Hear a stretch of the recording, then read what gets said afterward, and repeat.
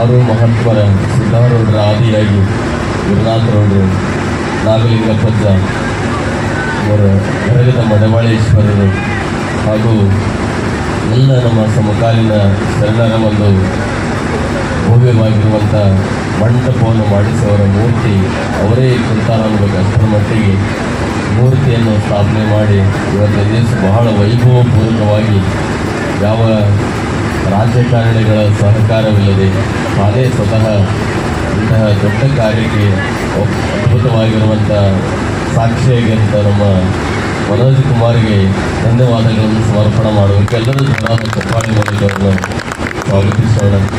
ಯಾಕೆಂದರೆ ಇದು ಸಾಮಾನ್ಯ ಕೆಲಸ ಇಲ್ಲ, ಬಹಳ ಕಷ್ಟದ ಕೆಲಸ ಇದೆ.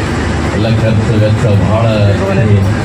ಅದಕ್ಕೆ ನಮ್ಗೆ ನಾನು ಇಲ್ಲಿ ಹೇಳಲಿಕ್ಕೆ ಇಚ್ಛೆ ಪಡ್ತೇನೆ, ಅವನ ಮನೆಗೆ ಅಷ್ಟೇ ಒಳ್ಳೆಯದಾದವರು ಮಾಡ್ತಾರೆ. ನಮ್ಮ ಮನೋಜ್ ಕುಮಾರಣ್ಣ ಬಹಳ ವರ್ಷ ಪರ್ಯಂತರವಾಗಿ ವಿಚಾರವಾದನ ಸೇವೆಯನ್ನು ಮಾಡ್ತಾ ಬಂದಿದ್ದಾನೆ.